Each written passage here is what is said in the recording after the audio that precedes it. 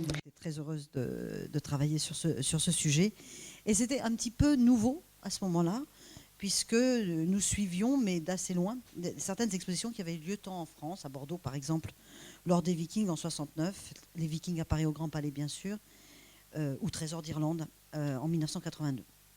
Notre sujet ne prétendait nullement à l'exhaustivité, et moins encore aujourd'hui, où je dispose de 20 minutes pour préparer la communication de Jeannette. Et elle était vraiment celle de la problématique que j'ai exposée précédemment, du syncrétisme dans cet art, dans des territoires qui étaient, sur la chronologie qui nous occupait, 8e, 12e siècle, sur toute l'ampleur de la chronologie de l'exposition, qui se trouvaient aux marges de l'Empire carolingien et de l'Europe occidentale dans son acception la plus simple et la plus entendue. Tout ceci était d'ailleurs en contrepoint d'une année européenne autour des pays scandinaves. Notre sujet, donc, la circulation des hommes et des artistes au moment du début de la christianisation, a été au cœur du propos, et plus précisément la rencontre artistique de ces civilisations celtiques et scandinaves entre elles, d'une part avec les tenants de la religion chrétienne, d'autre part, et ça nous a semblé à ce moment-là très riche de perspectives, avec l'ensemble des civilisations qui étaient concernées par les voyages, notamment des matériaux, et les voyages des œuvres également.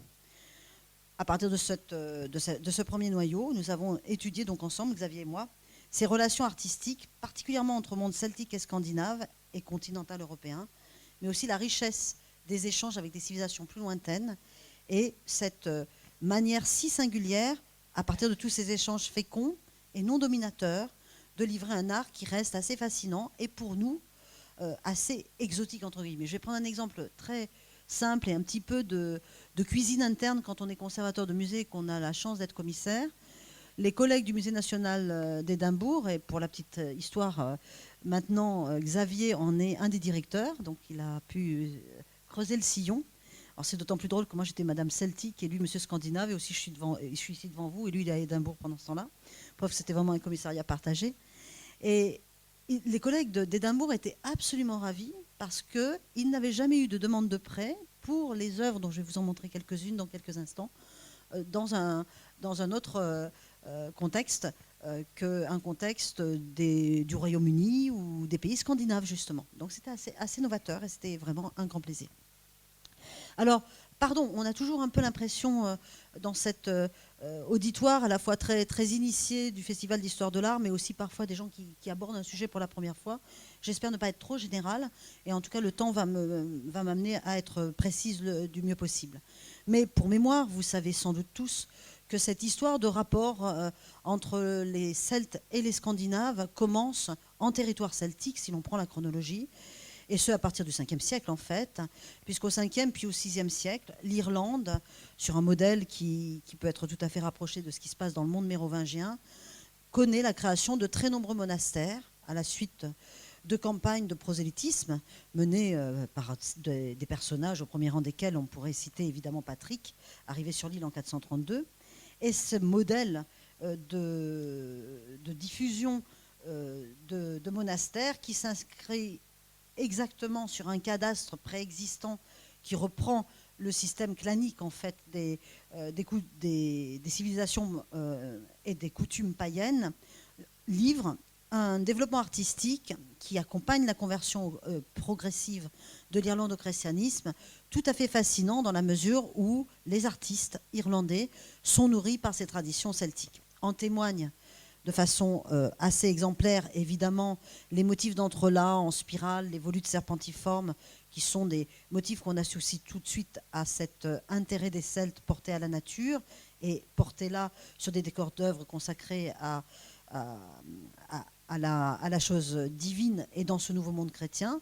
En témoigne également la reprise et la permanence de certaines techniques celtiques du monde antique, comme par exemple les émaux, qui sont l'une des caractéristiques de l'art des orfèvres irlandais en ces temps de la seconde moitié du premier millénaire. J'ai pris ici à dessein des œuvres irlandaises découvertes en territoire scandinave, qui sont toutes deux très très célèbres. L'une qui était venue à l'exposition de Paris, qui se trouve à gauche, est une applique anthropomorphe qui provient de Myklebostad en Norvège, et qui est maintenant conservée à Bergen, comme vous le voyez. Et l'autre, qui n'était pas venue dans l'exposition, est une applique, elle aussi très célèbre, d'un ensemble tout à fait fantastique, qui est l'ensemble d'Oseberg, conservé à Oslo, au musée Viking. Ces techniques d'orfèvrerie sont très singulièrement caractérisées dans la tradition antique, dans le monde celtique, ce qui nous permet déjà de toucher du doigt ce qui fut l'un des propos de l'exposition. J'allais dire, comme d'habitude, en histoire de l'art, avant que de parler de rupture, réfléchissons-y à deux fois, parce qu'il y a surtout des transmissions et des syncrétismes qui sont à la fois ici religieux, on va le voir dans quelques instants, mais aussi dans ce qui relève du geste artistique. Toujours dans ce contexte des caractéristiques de cet art chrétien du début de la deuxième moitié du premier millénaire, bien évidemment les enluminures. J'ai fait une sélection drastique pour vous aujourd'hui parce que pour être juste avec l'art irlandais, il aurait fallu parler aussi de sculpture sur pierre, mais c'est moins notre sujet que le sujet scandinave, étant donné le thème de la journée. Et comme les orfèvres, les enluminures ont très largement participé à la diffusion des modèles, à la fois sur un plan géographique, mais même sur un plan temporel, avec la permanence de la conservation de certains ouvrages enluminés dans les bibliothèques. Une floraison artistique très nette se caractérise dans le peu qui nous reste de manuscrits enluminés à partir du XVIIe siècle. Un des exemples les plus anciens et les plus insignes étant ce livre de Dureau que vous connaissez tous certainement, au moins par les livres, si vous n'avez pas pu l'admirer à Dublin, et qui est un exemple emblématique de cette permanence des entrelacs celtiques dans ce contexte d'illustration des évangiles ici. Toujours avec saint Matthieu, pour jouer des comparaisons, je rappelle à votre mémoire, parce que cela me permet de monter un peu vers le nord et vers l'Écosse, le rôle très important de saint Colomba, dont on considérait d'ailleurs que le livre de Dureau était une relique, avec sa fondation du célèbre monastère d'Ionia, sur une île de l'ouest de l'Écosse, dans lequel on pense, dans le scriptorium duquel on pense que peut-être a été peint le livre de Kells. En sachant bien, et ça nous amène tout de suite sur cette difficulté de caractériser les territoires exacts de création artistique, que ce sont des hypothèses de travail par faisceau de déduction, mais que les hommes voyagent, mais les livres voyagent aussi, et que l'attestation de l'origine d'un scriptorium plutôt que d'un autre dans ce monde celtique est éminemment complexe, pour ne pas dire très prétentieuse dans l'affirmation. Cependant, par des éléments historiques de présence des livres dans les bibliothèques et par des comparaisons, on peut avancer certaines hypothèses, et celle d'Iona est assez forte, donc d'une œuvre plutôt venue d'Écosse, mais sur territoire irlandais, est assez forte dans ce paysage insulaire celtique.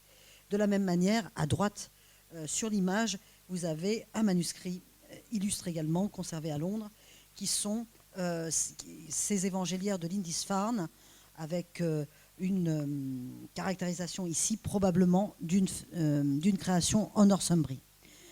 Ces moines irlandais qui ouvrirent nombre de voies maritimes vers l'Écosse, comme je viens de le souligner, sont également présents dans l'archipel nordique assez tôt dans le temps, parmi lesquels les îles Féroé ou l'Islande par exemple, mais également vers le continent européen. Et les allers-retours artistiques entre ces terres et ces mondes celtiques et scandinaves participent probablement très fortement du début dans ce sens-là, et pas seulement dans le sens des raids vikings vers les territoires celtiques, du partage artistique. En tout cas, c'est ainsi que nous avions, Xavier et moi, abordé notre propos. L'orfèvrerie, j'en ai parlé quelques instants, a livré en terre écossaise quelques-uns des très grands chefs-d'œuvre qui sont aujourd'hui considérés comme exemplaires de ce syncrétisme dont je parlais à l'instant. Ici, vous avez sur la gauche deux fibules qui proviennent du site de Rorgart, sachant que d'un ensemble beaucoup plus important, il ne nous en reste que 3 aujourd'hui, la troisième étant conservée dans le musée de l'île de Skye. Et ces fibules, qu'on appelle des fibules pénannulaires, au sens où elles sont incomplètement fermées, contrairement à celles de droite d'Unterstone, sont, je ne vais pas rentrer dans le détail, nous n'en avons pas le temps et ce n'est pas le sujet, mais elles aussi particulièrement exemplaires des techniques d'orfèvrerie celtique ayant traversé, les gestes artistiques ayant traversé le temps entre le monde païen et le monde chrétien. Ce qui est intéressant aussi au sujet de ces œuvres, c'est qu'elles caractérisent également un syncrétisme religieux, puisque sont mêlés aux motifs géométriques celtiques préexistants largement, des symboles chrétiens, à commencer par ces têtes d'oiseaux émergents sur la fibule du haut de Rorgart, et des symboles de croix qui montre, comme sur la fibule, qui est une des plus célèbres du monde celtique, d'Unterstone, du début du 8e siècle, qui relève donc à la fois de la caractérisation d'un motif qui précède largement la conversion au christianisme, mais de rappel de signes qui sont clairement le signe de la conversion du défunt dans la tombe duquel a été trouvée dans la tombe desquelles ont été trouvées les parures de la défunte, en l'occurrence, sont des tombes féminines. Je suis toujours en Écosse ici avec l'inverse de ce que je viens de montrer, c'est-à-dire des œuvres qui appartiennent clairement, probablement, à la chose scandinave dans la facture et qui sont trouvées dans cette même terre d'Écosse qui, vous vous en souvenez, se caractérise par une pénétration de romanisation très peu forte, à la fois territorialement, avec ces deux murs successifs et qui sont quand même plutôt au sud du territoire, ces deux murs impériaux romains, et puis ensuite une sorte de faible acculturation romaine. L'archéologie nous a montré en terre écossaise quelques-unes des œuvres qui correspondent cette fois-ci à une présence viking dans les territoires écossais, à un ensemble d'œuvres, elles aussi bilingues comme celles que je viens de montrer, mais dont la fabrication est probablement scandinave. Et elle se porte ici sur un site qui est particulièrement intéressant, enfin, du moins dans l'archéologie ancienne, c'est une découverte ancienne, qui est le site de Jarlhof, qui a été fouillé il y a déjà longtemps, mais qui a livré, c'est tellement vrai que le site inspire Walter Scott dans son livre Le Pirate. Et dans ce site ont été trouvés un ensemble de matériel qui atteste l'arrivée et l'occupation par les Vikings d'un certain nombre de comptoirs sur ces terres celtiques. Vous voyez ici quelques objets domestiques qui témoignent de cette rencontre entre ces civilisations scandinaves et ce monde celtique, avec des épingles en os qui sont très nombreuses. La petite sélection sur les images que j'ai pu vous trouver vous montre d'une part ce bilinguisme, et puis d'autre part des épingles à motifs animaliers un peu moins clairs dans l'interprétation immédiate. Mais dans les épingles que vous avez sous les yeux, vous voyez bien sûr une épingle avec une croix dont le symbole ne peut pas faire est très simple. Mais vous avez également le symbole des dieux Thor ou parfois même Odin avec ces petites haches qui ponctuent certaines épingles. Ces échanges que nous trouvons archéologiquement à Jarlhof sont la mémoire pour les archéologues de ces raids vikings qui occupent le monde insulaire à partir du 8e siècle. On pourrait citer la date de 793 avec les raids sur Portland et l'abbaye de Lindisfarne, dont j'ai montré tout à l'heure l'évangéliaire. On peut parler d'Iona également 2 ans après, et un ensemble d'opérations qui alimentent l'imagerie, puisque toute la question, c'est la question des sources. Et la question des sources écrites, les sources écrites sont univoques à l'endroit des peuples scandinaves. On a un point de vue, et ce sont les archéologues qui viennent éclairer le second point de vue. Donc lorsqu'on parle de ces vikings et de leurs raids, on ressent également la question du comptoir et de l'installation, comme à Jarlhof, mais on a une vision tronquée, et tout l'enjeu, c'est par le filtre des œuvres d'art et des découvertes archéologiques de rééquilibrer les choses sur les échanges et les apports immenses, culturels et civilisationnels entre ces deux mondes. À la fin du 8e siècle, donc, la carte des pays celtiques a été fortement imprimée par cette présence, ces échanges, sous un mode guerrier ou sous un mode commercial, ou d'échange artistique également, de sorte que c'est un peu plus au sud, alors que, par exemple, puisque je parlais des scriptoria, les abbayes écossaises et de Northumbrie sont visiblement presque stoppées dans leur activité dans les scriptoria par ces dévastations qui ont eu lieu à la fin du 8e siècle. C'est plus au sud que l'on trouve l'expression du transfert artistique, toujours de cette tradition celtique, mais aussi des échanges extrêmement féconds avec le monde scandinave.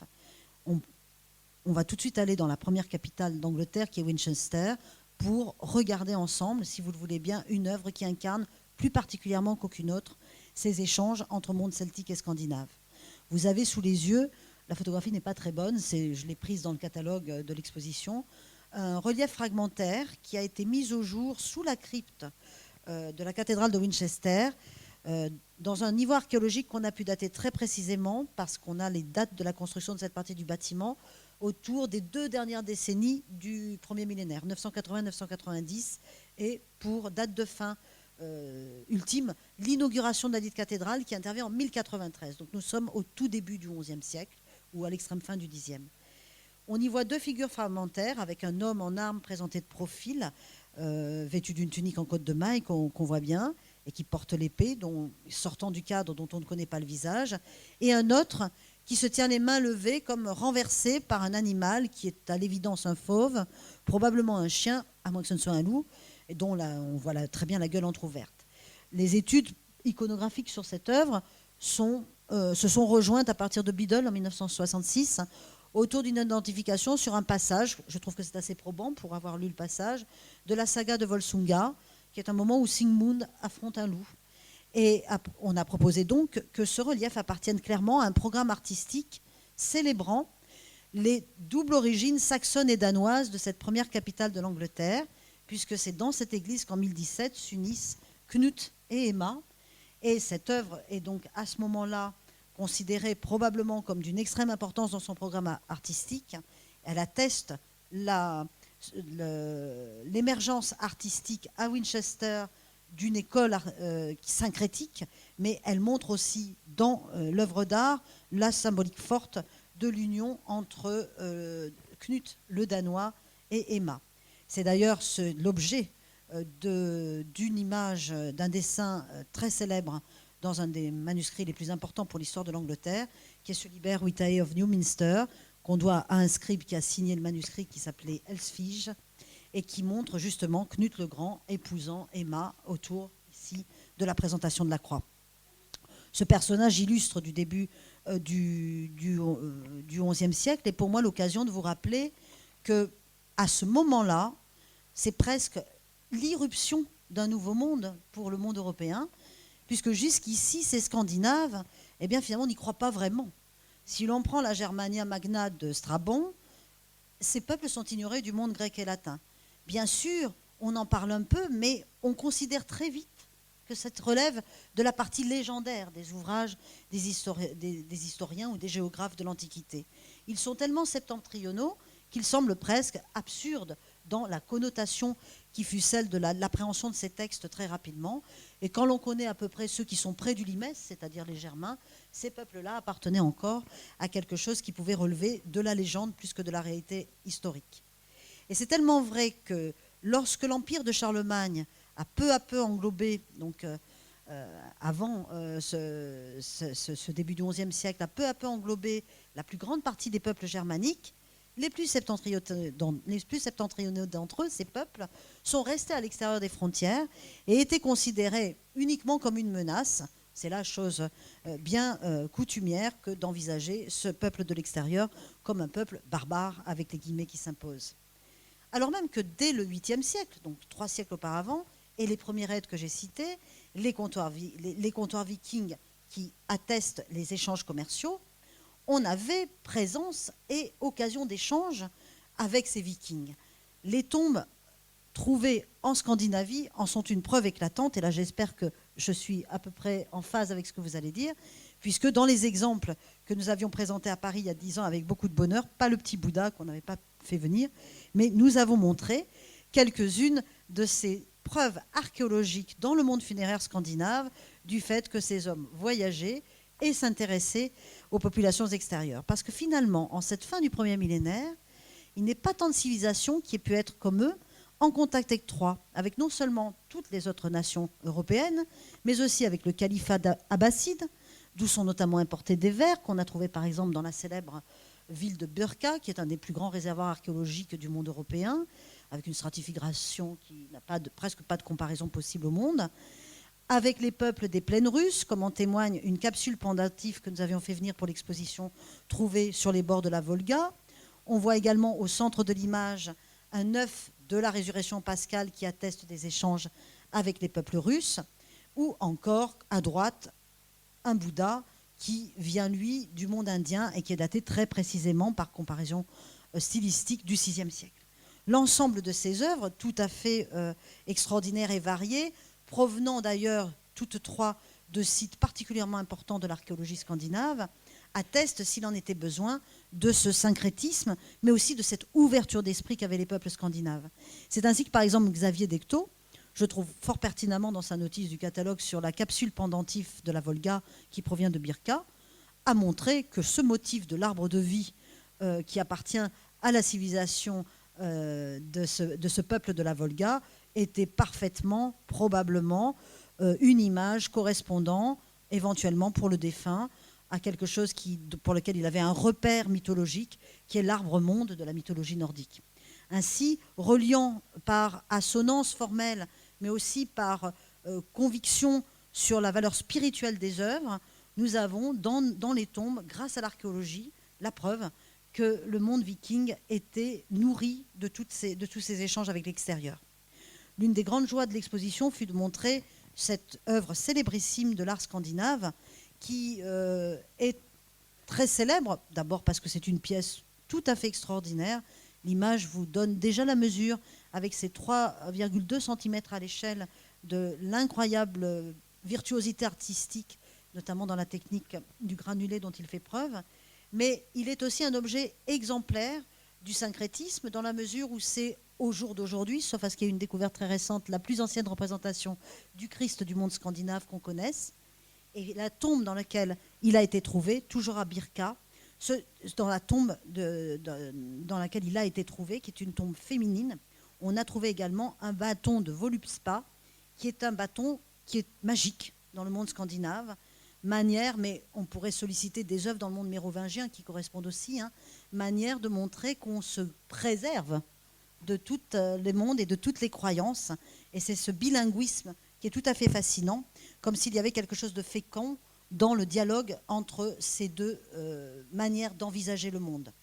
Donc, pour finir, et vous laissez la demi-heure qui vous appartient, si les Scandinaves ne se limitent évidemment pas à la vision des Vikings, qui, je le rappelle, caractérisent les Scandinaves qui voyagent, je préfère dire ça plutôt que les Scandinaves guerriers, mais ceux qui sont partis, il y a dans l'ensemble de ces territoires, par le biais du christianisme progressif, des gestes artistiques qui correspondent, tout en assumant eux-mêmes leur propre singularité précédente, à ce qui s'est passé quelques siècles auparavant dans le monde celtique, et prennent aussi le relais dans un échange fécond entre le monde celtique et ce monde scandinave. Je prends 2 exemples de pierres runiques qui sont bilingues pour montrer un tout petit peu de sculpture de pierre en conclusion, avec la célèbre pierre de Gelling pour commencer, qui se trouve être donc une stèle érigée par le premier roi chrétien du Danemark, Harald Ier, en mémoire probablement de ses parents, sur une nécropole à Gelling, qui est un site très important du Danemark, et où l'on voit un répertoire pré-chrétien d'un côté, alors que de l'autre côté, on reconnaît une crucifixion dans un motif d'entrelacs très caractéristique des échanges avec le monde celtique. Cette cohabitation, c'est aussi celle qu'on trouve très singulièrement dans l'île de Man, avec une croix très célèbre, dite croix de Torsvald, qui est en fait une stèle avec une double face, qui elle aussi est totalement bilingue, puisque sur l'une d'elles, vous voyez sur un fond d'entrelacs un personnage porteur d'une croix flanqué d'un poisson, symbole christique, quand sur l'autre face, vous reconnaissez avec ce personnage barbu flanqué d'un corbeau combattant un loup, cette fois-ci probablement Odin face à Fenrir, une œuvre donc qui utilise comme la précédente le bilinguisme. C'est aussi le cas, et de façon très profonde, et qui me paraissait offrir vraiment la mesure de l'immense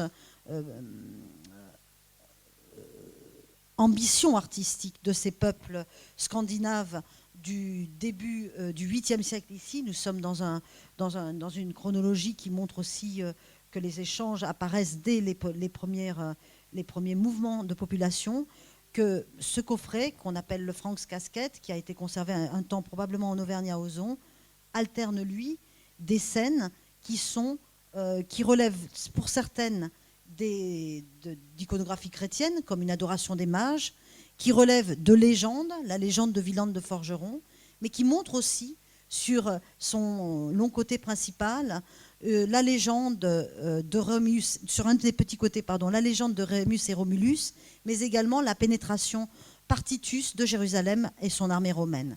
Cet ensemble, conservé conjointement au British Museum et au Bargello, et donc dans un matériau typiquement scandinave, l'os de cétacé, une forme d'illustration, s'il en était besoin, de l'incroyable porosité de toutes ces légendes et de toutes ces mythologies au service d'un vocabulaire propre. Et 4 siècles après, les correspondances à la fois formelles, mais aussi l'utilisation des mythologies sont tout à fait frappantes sur ces fameux portails de Stavkirke qui sont si importants pour comprendre à quel point le motif de l'entrelac, qu'il ait été préexistant ou qu'il ait été emprunté au monde celtique, le bilinguisme entre un sujet chrétien et le sujet mythologique est important. Et puis cette scène, elle vous montre quand même un personnage qui est tout simplement Siegfried et qui donc alimente également l'imaginaire de cette Europe également carolingienne.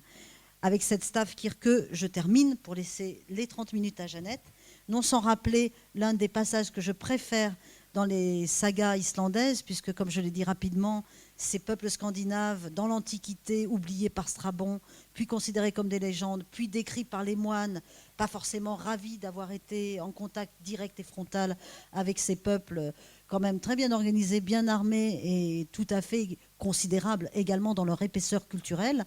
Donc forcément, ils en disent du mal. Hein. C'est l'éternelle histoire. C'est comme les Carolingiens avec les Mérovingiens. Et j'aime beaucoup, dans la saga de Grettir le Fort, cette phrase, c'est très célèbre, qui je crois est presque un proverbe dans les pays scandinaves, qui dit « On ne connaît que la moitié d'une histoire quand une seule personne l'a racontée ». Et je pense que l'archéologue, c'est justement le renfort pour que l'histoire soit racontée par un autre moyen. Voilà. Merci.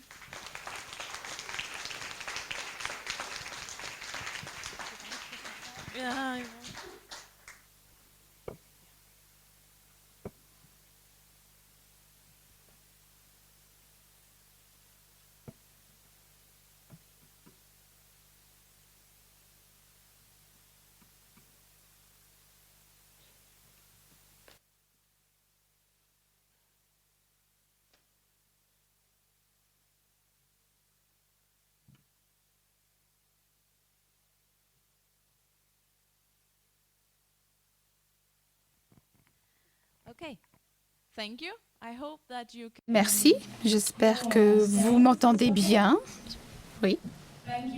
Donc, je vous remercie de m'avoir invité et je suis désolée de ne pas pouvoir parler français, mais je suis danoise. Je parle également le norvégien et le suédois. Donc, je suis conservateur de musée au Musée national du Danemark, où nous avons une collection archéologique d'œuvres liées à la période des Vikings. Et ce que vous voyez ici, c'est que les histoires sur les Vikings et les Vikings, cela peut signifier... Ça peut être traduit par voyageurs ou plus précisément par pirates. Donc, ils allaient en viking, c'est ainsi qu'on le disait. Et on ne peut pas dire que les personnes qui habitaient en Norvège, au Danemark et en Suède étaient des vikings parce que tout le monde pouvait construire un bateau viking et partir dans le monde. Et ici, dans cette présentation formidable sur l'art celtique, nous avons vu qu'il y avait beaucoup de mélanges en fait. Il y avait des colonies en Écosse et ils ont fondé Dublin et d'autres villes et ils vivaient là-bas, ils vécurent là-bas. Ils ont eu des femmes, des familles et dans l'archéologie, dans notre boîte à outils des sciences naturelles, nous avons pas mal de choses. Nous avons des isotopes qui nous montrent comment les personnes ont grandi grâce à leur squelette. On voit leur ADN, on voit qu'il y a des mélanges, des croisements. Il y avait des deuxièmes générations de Scandinaves, de Vikings, par exemple, dans les îles britanniques. Et lorsque j'ai travaillé avec les Vikings, sur les Vikings, en fait, je suis archéologue et j'ai écrit sur notre histoire passée, ce que nous avons trouvé dans nos terrains grâce aux fouilles. Et grâce à l'histoire des Vikings et à tout ce matériel historique que nous avons rassemblé, nous avons pu écrire donc leur histoire. Donc, dès le début, dès le XVIIIe siècle, c'est-à-dire il y a 200 ans de cela à peu près, nous avions les histoires sur les Vikings qui ont commencé à écrire l'histoire jusqu'à présent. Et c'était une histoire vraiment très, très sanglante parce qu'ils voulaient assassiner beaucoup de personnes et ils l'ont fait. Mais nous ne savions pas qu'est-ce qui se passait véritablement dans les pays. Et maintenant, nous avons effectué beaucoup de fouilles et voici donc un fort en forme d'anneau de l'âge des Vikings. Et nous savons pour sûr que, en fait, il y en a 4 au Danemark. Il y en a un qui est caché en dessous de la grande ville de Odense. Et Odense, c'est Odense, c'est-à-dire les mers d'Oden. Et ils ont été construits par Harold Bluetooth. C'était parmi les premiers chrétiens danois. Donc, il existe une architecture, mais il n'y en a pas beaucoup. Et nous avons beaucoup d'œuvres d'art qui nous restent. Et lorsqu'on parle des Vikings, c'est vrai qu'ils ont énormément voyagé. Pour vous donner une idée, c'est une période, il y a 300 ans de cela, plus ou moins. Donc, lorsque on regarde l'Europe à l'époque, il y avait cet énorme empire des Francs et les Francs poussaient les frontières des Saxons jusqu'aux Danois. Et il n'y avait pas de choix, ils n'avaient pas de choix. Ils devaient répondre. Mais sur le champ de bataille, Charlemagne était le plus fort. Il n'y avait aucun doute là-dessus. Il avait une cavalerie, une superbe armée et les Danois ne pouvaient pas le battre sur le champ de bataille. Donc, que faire? Que faire lorsque l'homme le plus fort sur Terre est là, devant vous, à votre porte et vous dit « Ah, maintenant j'ai les Saxons derrière moi et je veux vous avoir également. » Vous pouvez vous agenouiller. Vous avez peut-être vu Game of Thrones, le film. Ils descendent à genoux très souvent. Ou bien, on peut essayer de trouver un moyen de combattre son ennemi. Et la puissance de la mer, en fait, lorsque vous avez un petit pays qui fait beaucoup de commerce grâce à ses navires, lorsque vous êtes une société où il y a beaucoup de commerçants, de marchands avec des navires, vous avez la possibilité de faire vos batailles sur les navires. C'est très risqué parce qu'on ne sait pas ce qui se passe vraiment sur les mers. Mais à l'époque, la véritable technologie qui rendait les Vikings forts, c'était leurs navires. Ils ont créé des navires qui pouvaient voyager sur la mer. Avant, lorsqu'on voyageait, on pouvait imaginer, il n'y avait pas de carte comme aujourd'hui. Ils devaient naviguer. Et la façon la plus simple de naviguer, c'était de voguer le long des côtes. Et c'est ainsi qu'on trouve son chemin. Mais les Vikings ont pris ce risque. Ils sont passés carrément loin du large et ils ont vraiment réussi. Et la façon dont toutes les armées à l'époque, en mer du Nord, donc, ce n'étaient pas des soldats comme on le connaît maintenant à notre époque, mais ils réussissaient à avoir une part du butin. Et c'est ainsi qu'ils payaient leurs soldats. Donc, vous pouvez imaginer que tous ces monastères, le long des côtes, où il y avait où ils étaient en fait très éloignés et ils étaient même protégés parce que c'était des chrétiens et personne ne voulait attaquer un monastère chrétien ou une église chrétienne. Et ils étaient vraiment très éloignés des armées, ou là où les armées allaient. Mais maintenant, les armées arrivaient par bateau. Et ça, c'était tout à fait nouveau. Et vous devez vous imaginer qu'ils étaient là en Norvège et ils disaient « Venez avec moi et nous allons piller grâce à nos navires ». Et vous voyez comme c'était simple pour eux de piller les monastères. Et il y avait de plus en plus de gens qui venaient, qui étaient intéressés de faire cela. Et ça, c'était au début de l'ère des Vikings. Parce qu'il y a cette histoire sur les conquêtes, la guerre, etc. Et il y a également l'histoire de l'aventure, trouver d'autres horizons, essayer d'atteindre de nouveaux pays qu'ils n'avaient jamais connus. Et donc, il faut également s'imaginer que ce monde des Vikings, le monde de leur esprit, la façon dont la mythologie les entourait, en fait, c'était les derniers rebelles dans une Europe chrétienne. Il y avait deux religions très fortes. Il y avait l'islam et la chrétienté, le christianisme. Et il y avait le culte d'Oden. Et le culte d'Oden et la mythologie nordique étaient vraiment très, très ouvertes. C'était un esprit très ouvert. Et vous aviez la croix argentée de Birka. On en a trouvé un au Danemark. Et donc, ça a été découvert grâce à un détecteur de métal par un touriste au Danemark il y a 2 ans de cela. Et ça s'appelle la croix Armsland. Je peux vous l'appeler plus tard si vous le souhaitez.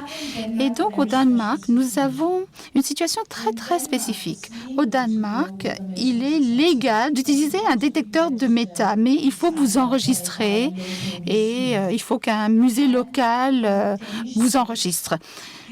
Et l'État danois vous permet de faire des trouvailles et il vous donne... il vous paye pour cela.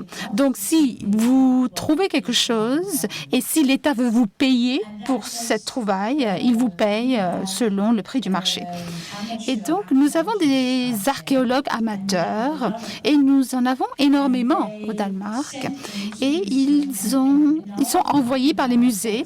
Et dans notre département, depuis 10 ans, nous avons peut-être 500. Maintenant, nous en avons 10 000 qui arrivent chaque année et qui veulent faire cela. Et ceci nous donne beaucoup de matériel à partir duquel on peut travailler. Et ceci nous donne une idée d'un monde qui était vraiment caché.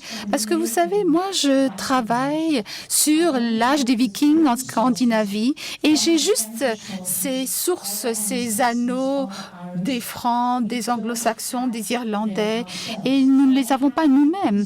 Donc, il faut que nous mettions ensemble l'état d'esprit des Vikings d'après ce que nous trouvons dans la terre. Et c'est un travail très, très frustrant, mais c'est également extrêmement passionnant.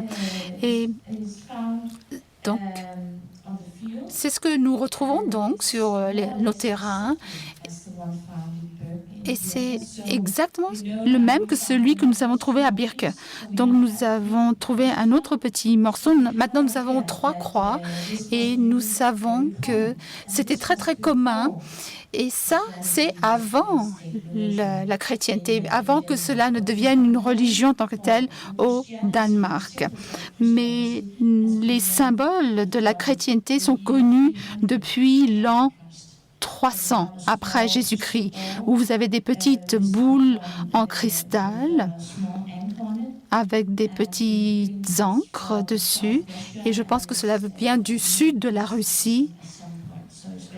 Et c'est vraiment au tout début du christianisme. Donc, ils connaissaient tout sur le christianisme et ils parlaient de leur voyage, mais ils avaient rajouté un autre Dieu. Ils n'ont pas juste eu un Dieu unique, mais ils ont invité un autre Dieu, un Dieu supplémentaire. Et ils se sont dit, bon, ça, il nous a peut-être aidés également dans ce monde.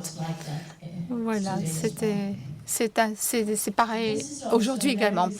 Et ça également, c'est très, très intéressant. On l'a découvert sur la même île que les Petites Croix. Et c'est aussi grand que ça. Vous voyez, c'est tout petit. Peut-être que c'était sur un bâton. On ne sait pas exactement. Mais ici, vous voyez une femme guerrière. Une guerrière, donc. Et il y a beaucoup de détails. Elle est très, très belle. Elle a des cheveux très longs jusqu'au bas du cou, avec un nœud dans les cheveux. Et c'est très, très commun dans ces petites figurines. Les femmes, à l'ère des Vikings, elles portaient cette coiffure. On le voit très souvent. Et donc, elle a une tunique en cuir. Là, vous voyez une coupe transversale. Ouais, est-ce que ça vous va si je bouge? Donc là, vous voyez cette robe qui est très, très jolie avec des rayures et elle a une cape en cuir en travers. Donc, elle est vraiment très à la mode et on a l'impression qu'elle porte une robe pour monter à cheval. Pour qu'elle puisse monter à cheval. Et donc, j'ai beaucoup de débats en ce moment pour savoir si les Vikings avaient des guerrières parmi eux. Et pendant un long moment, nous avons trouvé des traces de guerrières et à chaque fois que les archéologues nous ont expliqué que c'est juste un rituel, ces armes, parce qu'ils n'arrivaient pas au même niveau qu'un homme lorsque vous avez une guerre avec des boucliers, etc. Parce que lorsque vous avez des boucliers, vous avez une longue ligne de boucliers et vous voyez des hommes, lorsqu'ils se battent dans ces guerres de boucliers, qu'ils se font mal aux genoux, tout comme les sportifs, parce que c'est vraiment très, très difficile. Et ils se disent, bon, là, c'est pas un endroit pour les femmes. Mais nous avons deux endroits en Norvège et à Birka où on voit deux femmes dans deux régions de la Scandinavie avec des chevaux, avec des épées, avec des arcs et des flèches. Et ils disent toujours que les femmes ne se battaient pas. Et nous avons des preuves, des témoignages de cela. Et en Scandinavie, nous avons environ 10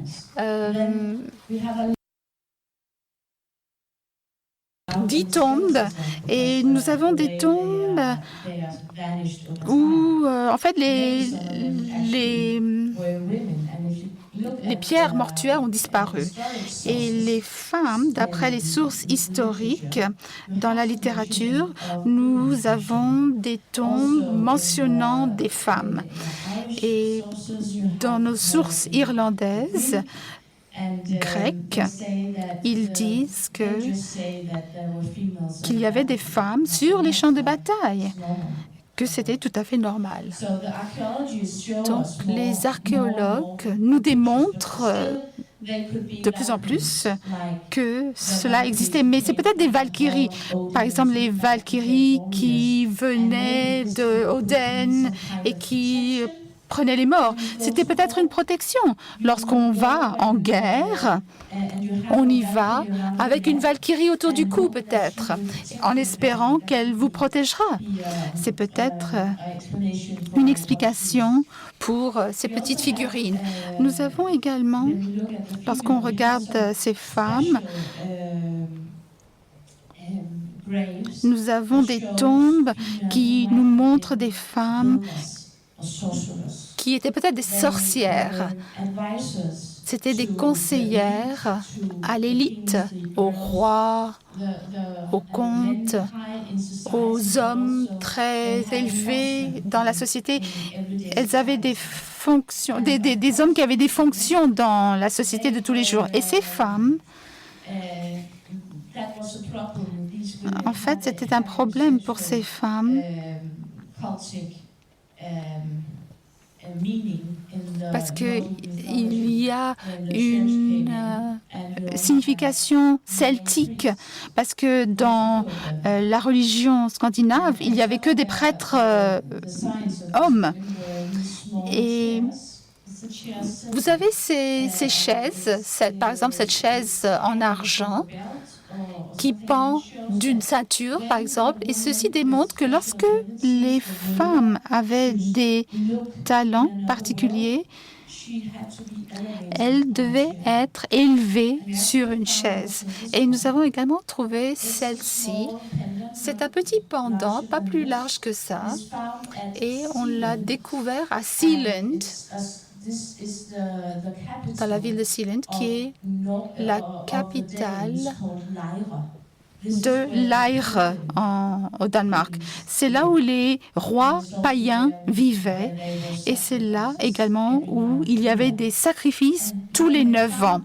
Et lorsqu'ils ont trouvé cette pièce, on a vraiment démarré une discussion au Danemark à ce moment-là parce que qui est-ce que nous voyons sur cette image? Regardez de près. Est-ce que c'est un homme ou une femme qui est assis ou assise là, sur cette chaise?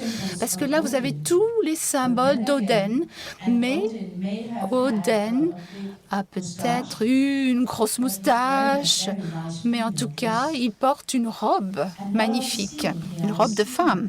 Et là, nous voyons quoi? Un dieu, une vulva ou quelque chose entre les deux.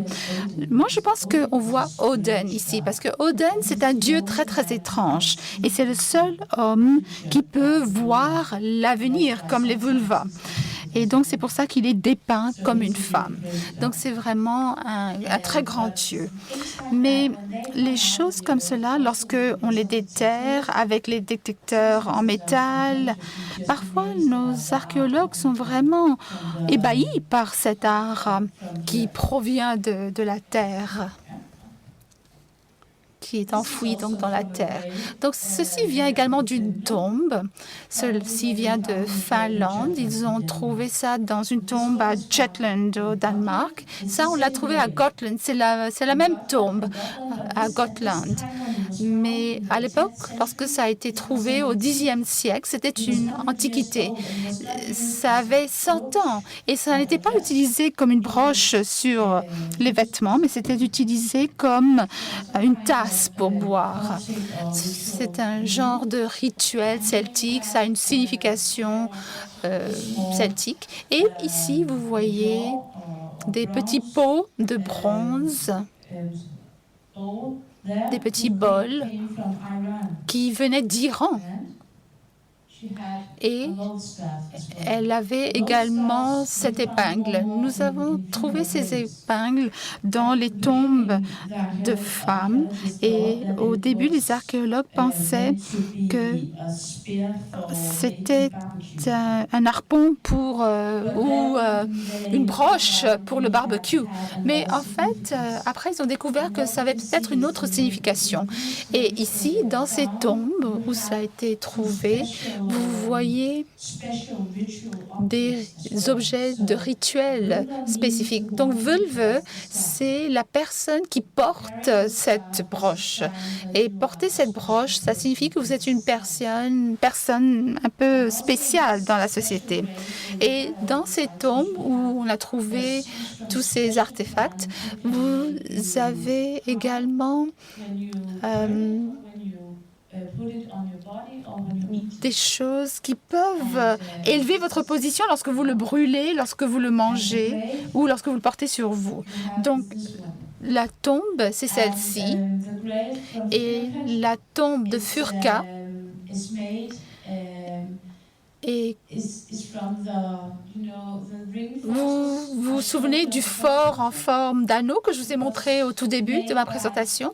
En fait, ça a été fait par Harold, qui a converti les Danois au christianisme et il a fabriqué, donc il a construit ces forteresses en forme d'anneaux et nous avons beaucoup de sorcières, des vulvas. Donc cette femme était extrêmement importante dans cette société et il l'a gardée parmi ses prêtres.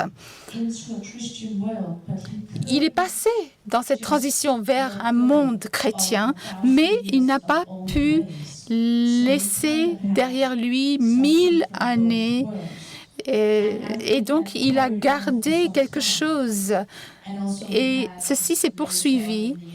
Et même au XIe siècle, vous avez un évêque de la région de Bremen, Hambourg, qui disait, oui, ils se comportaient peut-être comme des chrétiens, mais en fait, ils étaient surtout des païens. Donc, c'était peut-être plutôt un choix politique.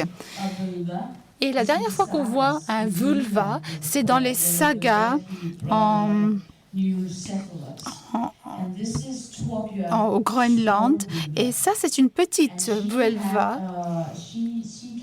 Et elle est venue à la ferme. Et là, vous voyez une très belle description de la façon dont elle voit l'avenir. Elle était voyante. Donc, tout le monde était chrétien à l'époque, mais lorsque le Dieu chrétien ne les aidait pas, à ce moment-là, ils se tournaient vers ces petites vulvas.